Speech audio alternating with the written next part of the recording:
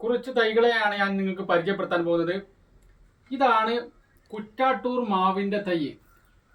കുറ്റാട്ടൂർ എന്ന് പറഞ്ഞു കഴിഞ്ഞാൽ കണ്ണൂർ ഭാഗത്ത് ഉള്ള ഒരു സ്ഥലത്തിൻ്റെ പേരാണ് കുറ്റാട്ടൂർ. ആ ഭാഗത്ത് മാത്രം കണ്ടുവരുന്ന ഒരു മാങ്ങയാണ് കുറ്റാട്ടൂർ മാങ്ങ.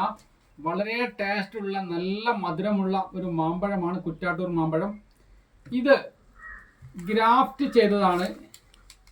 നമ്മുടെ മലപ്പുറം ജില്ലയിൽ മുണ്ടേരി ഫാമിൽ നിന്നും, പോത്തുകൽ പ്രദേശത്തിൻ്റെ അടുത്തുള്ള സ്ഥലമാണ് മുണ്ടേരി എന്ന് പറയുന്നത്. ആ ഫാമിൽ നിന്നും വാങ്ങിക്കൊണ്ടു വന്നതാണ്. ഗ്രാഫ്റ്റ് ചെയ്തതാണ് ഈ തൈ. ഗ്രാഫ്റ്റിംഗ് ബെഡിങ് രണ്ട് രീതികളാണ് നമുക്ക് നഴ്സറികൾ ഉൽപ്പാദിപ്പിക്കാൻ കഴിയുന്നത്. ഈ രണ്ട് രീതിയിലാണ് തൈകൾ ഉൽപ്പാദിപ്പിക്കുന്നത്. ഗ്രാഫ്റ്റിംഗ് എന്ന് പറഞ്ഞു കഴിഞ്ഞാൽ ഒരു തൈ മുളപ്പിക്കുക. ഒരു മാങ്ങാ തൈ മുളപ്പിച്ച് കഴിഞ്ഞ് ഒരു 6 മാസം കഴിഞ്ഞതിന് ശേഷം മാതൃവൃക്ഷത്തിൻ്റെ ഒരു കൊമ്പെടുക്കുക. ആ കൊമ്പ് വി രൂപത്തിൽ മുറിക്കുക. അതിനുശേഷം നമുക്ക് ഏതിന്മേലാണോ വളരേണ്ടത് അതിൻ്റെ അഗ്രഭാഗം വി രൂപത്തിൽ, വി ഷേപ്പിൽ കട്ട് ചെയ്യുക. എന്നിട്ട് കൂർത്ത കൊമ്പിൻ്റെ കഷ്ണം അതിലേക്ക് ഇറക്കി വെച്ച് കെട്ടുക. ഇതാണ് ഗ്രാഫ്റ്റിംഗ്.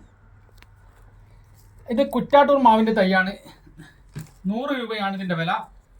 ഇനി ഇത് ലെയറിങ് ഉപയോഗിച്ച് ചെയ്തതാണ്. എന്താണ് ലെയറിങ്? ഒരു നല്ലവണ്ണം പുഷ്പിക്കുന്ന അഥവാ കായ്ക്കുന്ന മരത്തിൻ്റെ കൊമ്പ് കുറച്ച് ചെത്തി മാറ്റി അവിടെ ചകിരിച്ചോർ വെച്ച് കെട്ടി, ചകിരിച്ചോറും ചാണകവും മണ്ണും മിക്സ് ചെയ്ത് വെച്ച് കെട്ടി അവിടെ വേരുറങ്ങുന്നു.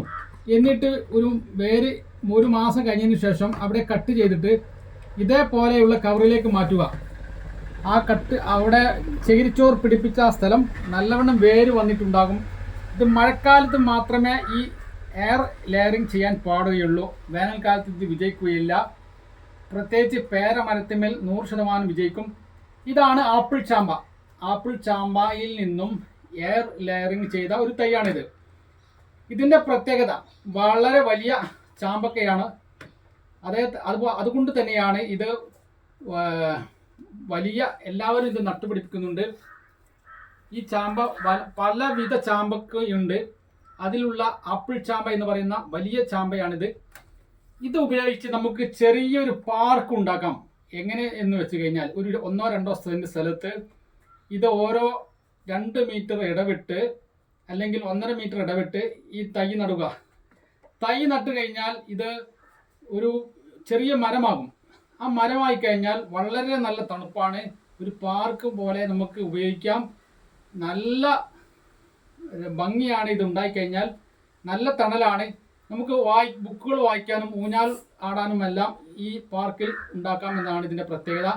അതുകൊണ്ട് ഒരു 10 എണ്ണെങ്കിലും നിരനിരയായി കുഴിച്ചിട്ട് കഴിഞ്ഞാൽ നമുക്ക് മനോഹരമായി ഒരു തണൽ രൂപത്തിൽ ചെറിയൊരു മിനി പാർക്ക് ഉണ്ടാക്കാമെന്നാണ് ഇതിൻ്റെ പ്രത്യേകത. ചെറിയൊരു കാനനം അഥവാ കാട് നമുക്ക് ഇത് കൊണ്ട് ഉണ്ടാക്കിയെടുക്കാം. ഇതാണ് ആപ്പിൾ ചാമ്പ. ഇനി ഈ 2 തൈകളും നമുക്ക് പ്രത്യേകിച്ച് പറയേണ്ടതില്ല, നിങ്ങൾക്ക് എല്ലാവർക്കും തന്നെ അറിയാം. ഇതാണ് വിയറ്റ്നാം എയർലി എന്ന് പറയുന്ന ഒരു 2 തൈകൾ, പ്ലാവിൻ തൈകൾ. ഒന്ന് വിയറ്റ്നാം എയർലി, മറ്റൊന്ന് നമുക്ക് ഹൈബ്രിഡ് വരിക്കച്ചക്ക. ഇതിൻ്റെ പ്രത്യേകത നട്ട് 1.5 വർഷം ആകുമ്പോൾ തന്നെ ഇത് കായ്ഫലം തരുന്നതാണ് എന്നതാണ് ഇതിൻ്റെ പ്രത്യേകത. സാധാരണ രീതിയിൽ നമ്മൾ നാടൻ പ്ലാവുകൾക്ക് നട്ട് കഴിഞ്ഞാൽ ചക്ക 7ാം ചുള്ളിലാണ് ഉണ്ടാവുക. അതുകൊണ്ട് തന്നെ നമുക്ക് പറിക്കാൻ വളരെയധികം ബുദ്ധിമുട്ടാണ്. അതുകൊണ്ട് തന്നെ ഇത് നടുന്ന സമയത്ത് നല്ല സൂര്യപ്രകാശം തട്ടണം. എന്നെങ്കിൽ മാത്രമേ വളരെ ശക്തിയോടുകൂടി ഈ പ്ലാവിൻ തൈ അഥവാ വിയറ്റ്നാം എയർലി എന്ന് പറയുന്ന ഈ പ്ലാവിൻ തൈ ഉണ്ടാവുകയുള്ളൂ. പ്ലാവിൻ തൈ വിയറ്റ്നാം സൂപ്പർ, വിയറ്റ്നാം എയർലി, അതുപോലെ തന്നെ നമുക്ക് സ്വർണ്ണ കളറുള്ള തേൻ വരിക്ക, വിളഞ്ഞിൻ ഇല്ലാത്ത ചക്ക, ഒരുപാട് ഐറ്റങ്ങളുണ്ട്. അതിൽ ഏറ്റവും പ്രധാനമാണ് വിയറ്റ്നാം എയർലിയും വിയറ്റ്നാം സൂപ്പറും. ഇത് രണ്ടും നമുക്ക് ബെഡ് ചെയ്തുണ്ടാക്കുന്നതാണ്. ബെഡ് ചെയ്യുക എന്ന് പറഞ്ഞു കഴിഞ്ഞാൽ മാതൃവൃക്ഷത്തിൻ്റെ കൊമ്പെടുക്കുക, ആ കൊമ്പ് സൈഡ് ചെത്തുക. എന്നിട്ട് ഏതിന്മേലാണോ മുളപ്പിക്കുന്നത് ആ മുളപ്പിക്കുന്ന തൈയെ നമുക്ക് ചരിച്ചു വെട്ടുക. എന്നിട്ട് കൂട്ടി യോജിപ്പിച്ചു കെട്ടുക. ഇതാണ് നമുക്ക് ബെഡിങ് എന്ന് പറയുന്നത്. ഇത് കുഴിച്ചിടുമ്പോൾ പ്രത്യേകമായി ശ്രദ്ധിക്കേണ്ടത്, ഈ നമ്മുടെ ഗ്രാഫ്റ്റ് ചെയ്ത അഥവാ ബെഡ് ചെയ്ത സ്ഥലം ഒരിക്കലും മണ്ണിൻ്റെ അടിയിൽ പോകരുത്.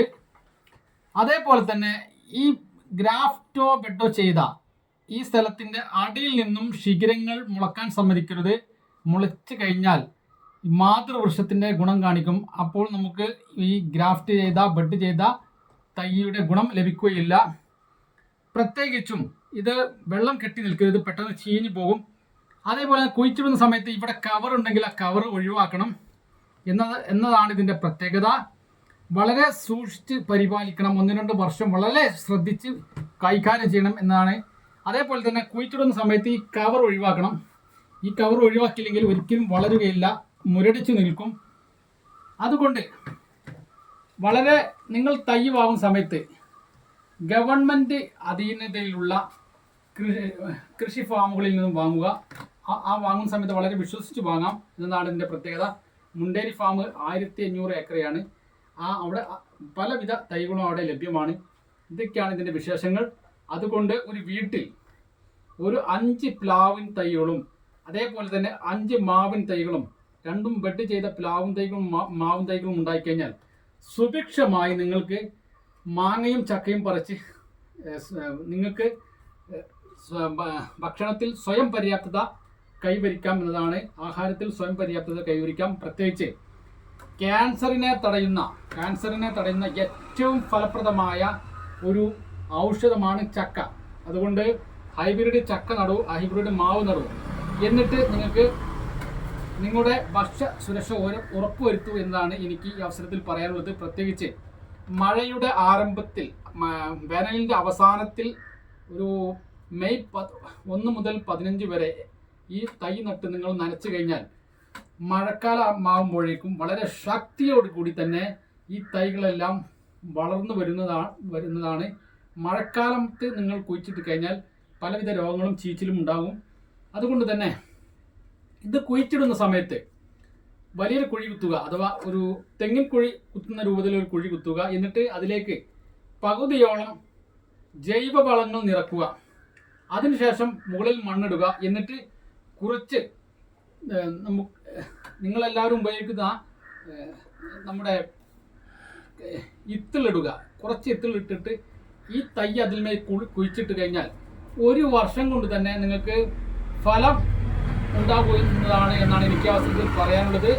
കൂടുതലായൊന്നും പറയുന്നില്ല. എൻ്റെ ഈ വീഡിയോ ഇഷ്ടപ്പെട്ടെന്ന് കരുതുന്നു. ലൈക്ക് ചെയ്യുക, സബ്സ്ക്രൈബ് ചെയ്യുക. Good bye.